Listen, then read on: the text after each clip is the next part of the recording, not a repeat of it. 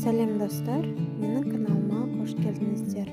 Бүгін сәбізден салат жасайтын боламыз. Ал бастайық, бізге ең алдымен 2 үлкен сәбіз қажет болады. Оны арнайы теркадан өткізіп шығамыз.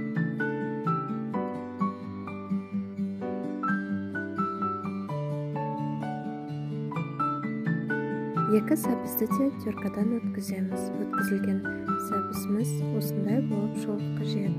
Енді өткізіп болғаннан кейін оның үстіне 1 қасық тұз қосып, жақсылап қолмен езіп шығамыз.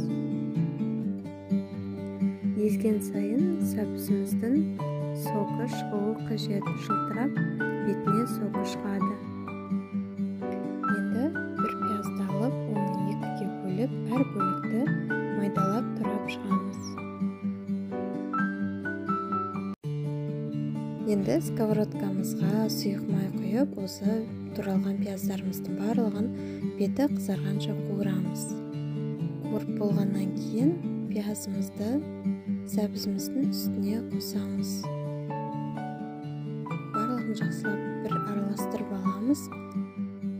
Барлығын жақсы біркелкі араластырғаннан кейін оның үстіне өздеріңіздің көз мөлшерлеріңізге қарай қызыл бұрыш және қара бұрыш қосып шығамыз.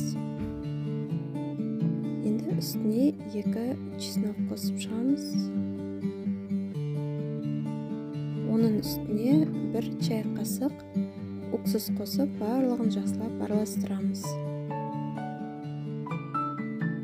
Осы рецепт бойынша сәбіз салатын жасап көріңіздер. Барлықтарыңызға ұнайды деген ойдамын. Ас болсын.